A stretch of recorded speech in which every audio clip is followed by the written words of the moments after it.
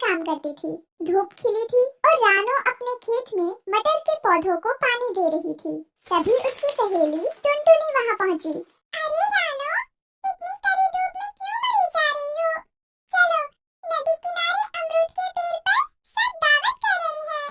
बस थोड़ी देर और टुनटुनी, देखो ना, इन पौधों को प्यास लगी है। अगर मैं इनका ख्याल नहीं रखूंगी तो सर्दियों में सब भूखे मर जाएंगे। तुम भी बैठो, अभी ताजे मटर तोड़कर लाती हूँ।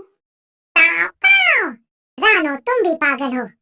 सबको मुफ्त में मटर बांट देती हो, खुद के लिए क्या बचाती हो?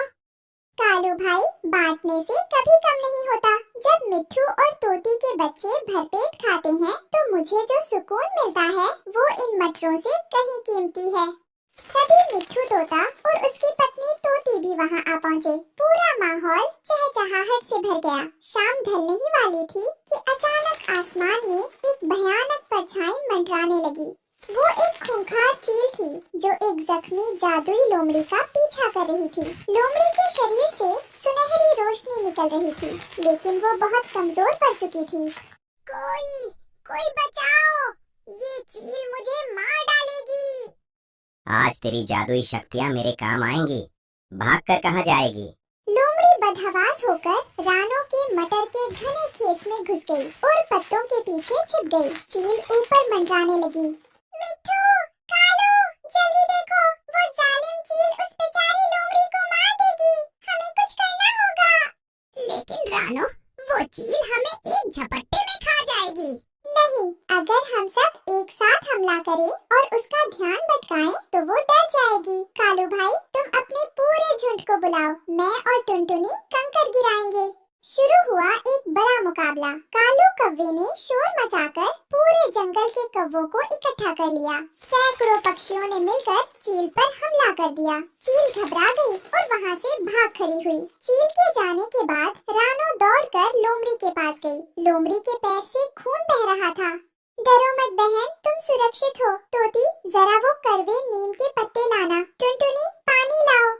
अगले 10 दिनों तक रानो ने अपनी जान लड़ा दी। वो दिन भर लोमड़ी के घाव धोती, उसे अपने सबसे नरम बिस्तर पर सुलाती और खुद जमीन पर सोती। रानो, तुम खुद इतनी छोटी हो, पर तुम्हारी ममता आसमान जैसी बड़ी है। मैंने सुना था कि पक्षी स्वार्थी होते हैं, पर तुमने मेरी धारणा बदल दी। मदद करने के लिए बड़ा होना जरूरी नहीं है लोमड़ी बहन, बस मन में दया होनी चाहिए। जब लोमड़ी पूरी तरह स्वस्थ हो गई तो उसने अपनी पूंछ हिलाई और हवा में एक चमकता हुआ मटर का गोला प्रकट हुआ। रानो, ये मेरी जादुई शक्तियों का अंश है। ये महामटर है। जब कभी जीवन और मृत्यु का संकट आए और तुम्हें लगे कि अब सब खत्म होने वाला है, तब इसे मिट्टी में दबा देना। याद रखना, ये सिर्फ तुम्हारी और तुम्हारे नेक दोस्तों की पुकार सुनेगा। 1 महीना बीत गया। अचानक एक रात जंगल की हवाएं बदल गई। काले डरावने बादलों ने पूरे सूरज को निगल लिया। ऐसी बारिश शुरू हुई कि लगा मानो प्रलय आ गई हो। रानो, सब खत्म हो गया। मेरा घर गिर गया। तोती और बच्चे पेड़ के खोखले में फंसे हैं और पानी ऊपर चढ़ रहा है। रानो, तुम्हारा पूरा खेत बह गया। फसल की एक पत्ती भी नहीं बची। हम अब कहाँ रहेंगे? हम सब डूब जाएंगे। चारों तरफ चीख पुकार मची थी। बूढ़े पक्षी और छोटे बच्चे पानी के तेज बहाव में बहने लगे थे। रानो का मन भर आया। उसके पास खाने का एक दाना नहीं बचा था और उसका अपना घोंसला भी टूट चुका था। सब हौसला रखो। कालू, सबको यहाँ बुलाओ, इस ऊंचे टीले पर। सब पक्षी टीले पर इकट्ठा हुए। सबकी आंखों में मौत का खौफ था। तभी रानो को जादुई लोमड़ी का वो गोला याद आया। रानो ने कीचड़ खोदकर उस चमकते गोले को अंदर डाला और जोर से चिल्लाई, हे जादुई मटर, मेरे जंगल के मासूम पक्षियों को बचा लो। अचानक जमीन कांपने लगी। बारिश की बूंदें हवा में ठहर गई। मिट्टी से एक विशाल हरा तना निकला। वो इतनी तेजी से बढ़ा कि देखते ही देखते एक विशाल महल का रूप ले लिया। ये महल हजारों विशाल मटर की फलियों से बना था। देखो, वो द्वार खुल रहा है। रानो चिड़िया, डरो मत। तुम्हारी करुणा ने मुझे जन्म दिया है। जब तक तुम्हारे दिल में दूसरों के लिए प्रेम है, मेरी दीवारें किसी भी वज्रपात को झेल लेंगी। अपने सभी मित्रों को मेरे आंचल में बुला लो। यहाँ काल भी तुम्हारा कुछ नहीं बिगाड़ सकता। हे दिव्य महल, क्या तुम हमारी बातें सुन सकते हो? तुम्हारी हर फली से एक अजीब सी शांति मिल रही है। हमारे जंगल को फिर से खुशहाल बनाने में हमारी मदद करना। महल के अंदर कदम रखते ही गर्मी का एहसास हुआ। अंदर की दीवारें रेशम जैसी नरम थी और छतों से जादुई रोशनी टपक रही थी। अरे रानो, बाहर तो बर्फीली हवाएं चल रही हैं और प्रलय जैसी बारिश हो रही है। लेकिन इस मटर के महल के भीतर कदम रखते ही ऐसा लग रहा है जैसे किसी ने मखमल की रज़ाई उड़ा दी हो। इसकी दीवारें इतनी ठंडी और हरी दिखती हैं, पर छूने में इतनी गर्म कैसे है? तोती बहन, ये प्यार और निस्वार्थ सेवा की गर्मी है। ये जादुई दीवारें किसी भी तूफान को अंदर नहीं आने देंगी। यहाँ तुम्हारे बच्चे बिल्कुल सुरक्षित हैं। अब डरना छोड़ दो। अरे यहाँ तो मेजों पर ताजे मटर और फल सजे हैं। ये तो स्वर्ग है।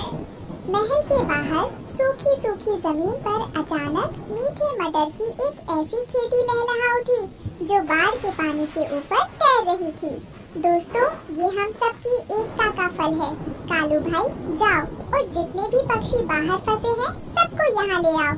आज कोई भी पक्षी भूखा या बेघर नहीं रहेगा।